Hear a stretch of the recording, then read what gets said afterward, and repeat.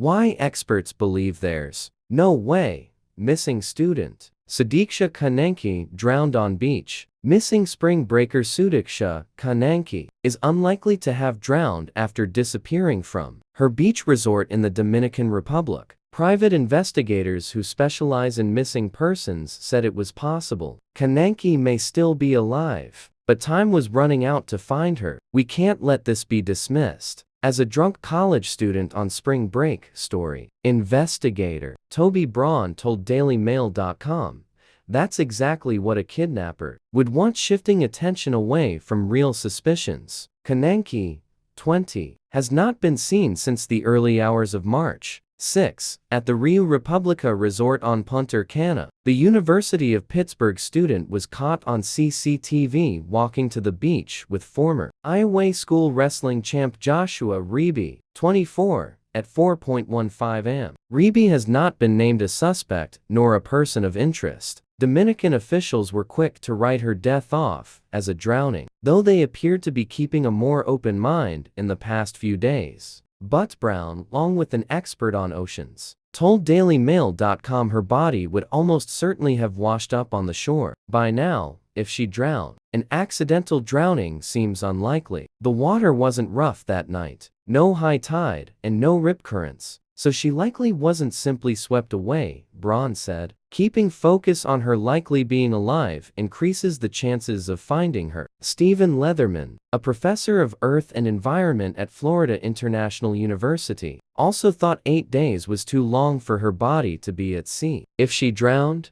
her body should have already surfaced in the warm Caribbean waters, he said. "I have served as an expert witness for 30 years, so I have been involved in many cases where someone drowned in a rip current, but the body was always recovered. I think that there must be another explanation for her disappearance." Leatherman, known as Dr. Beach for his encyclopedic knowledge of coastlines, also rubbished a theory that her body was stuck on a reef. Dominican Navy Vice Admiral Agustin Morillo Rodriguez floated that theory this week, but said so far searches of local reefs hadn't found her. The body may be stranded on the reefs, on the coral reefs, which is why the Navy has deployed a team of Navy and local divers to comb the entire area where there are reefs or corals, he told local media. Leatherman said that didn't make sense with the topography of the ocean and how far Konanki's body would have to travel to even reach the reefs. He said the distance from the shoreline to the front of the breakers was 85 feet, with the white water extending 166 feet offshore. The reef, where some waves were breaking, was 1,965 feet offshore, which was too far away to be a real factor. The chance of her being stuck in the reef is pretty remote. Rip currents do carry at all depths,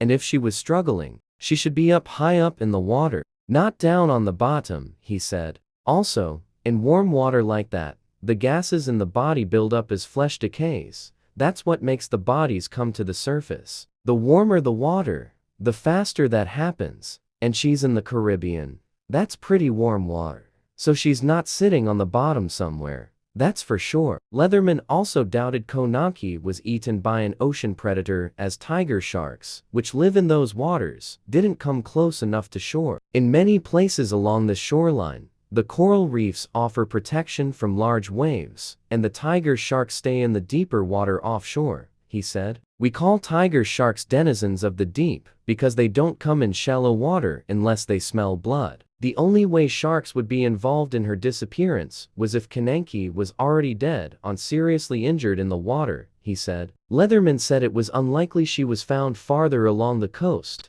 and wasn't yet identified, as the waves on the northeast-facing beach of the hotel tend to come straight onshore, so her body would wash up close to where she entered the water. Carol Lieberman, a forensic psychiatrist and expert witness, said local officials were quick to blame drowning to deflect blame away from the tourism industry. The Dominican Republic does not want to take responsibility for people who go missing, she said. Lieberman said this was similar to the case of Alabama teen Natalie Holloway, a teen who was bashed to death with a cinder block in Aruba in 2005. Joran van der Sloot admitted 18 years later to killing her after she rejected his advances, then throwing her body into the ocean, where it was never found. Aruba also tried to avoid any blame for her disappearance, Lieberman said. It is more likely that she met with foul play. Both she and Leatherman said the only likely way Konanki would still be in the water was if she was taken out to sea on a boat and thrown overboard. Braun agreed that a more sinister explanation was likely, and that authorities were slowly coming around to that possibility. She didn't just run away, she was in a foreign country with no known reason to disappear, making this scenario highly unlikely, he said. Braun noted the Interpol Yellow Notice and the involvement of the FBI in the case as signs murder or abduction hadn't been ruled out. The FBI stepping in is a major move. Their presence ensures a proper investigation, he said. If she was taken, human trafficking is a real concern. The Dominican Republic has one of the largest trafficking networks in the Caribbean. Reeby told police he saved her from drowning in a riptide while paddling in the shallow water after their friends went to bed. We were in waist-deep water. We talked and kissed a bit. A big wave came and hit us both, and when the water returned, it swept us out to sea, he said. I realized she was getting tired of swimming too. I've been a lifeguard. I grabbed her and pulled her out.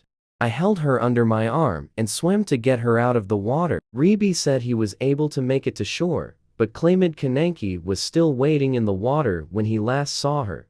When I finally reached the ground on the beach, I held her in front of me. She wasn't out of the water, she was knee-deep and walking at an angle out the water, he said. The last time I saw her, I asked if she was okay. I didn't hear her reply because I started vomiting all the water I had swallowed. After vomiting, I looked around. I didn't see anyone. I thought she had grabbed her things and left. He told investigators that he then passed out on the beach and did not hear anything about Konanki until the next day when her friends texted his friend. Reeby's family explained the conflicting accounts as being the result of a different translator being present at each of 3 police interviews. The senior at St. Cloud State University in Minnesota is under round-the-clock police surveillance in the same luxury Caribbean mega resort. He has not been named a suspect and is legally free to fly back to the US whenever he wants, but Reeby remains holed up in a private corner of the sprawling party complex, a virtual prisoner in paradise, while he continues to cooperate with police and search agencies. Joshua Reeby is deeply dismayed by her disappearance and has fully cooperated in the search and clarification of the facts from the very beginning, his family said. Despite his full willingness to cooperate, Josh has been detained under irregular conditions and subjected to extensive questioning without the presence of official translators or legal counsel. Until Wednesday, March 12, he has remained in his hotel room under police surveillance and has been repeatedly taken to the police station since March 6, where he has been interrogated for long hours. However, while assisting authorities, Reeby refused to answer at least 8 different questions into Sudiksha's disappearance. When asked if he can verify his statements, what he told his friend, if Konanki knew how to swim, if she made any cries for help, if he told authorities what happened on the beach, and how he feels about the situation, he had the same response. My lawyers advise me not to answer that question, and I follow their advice,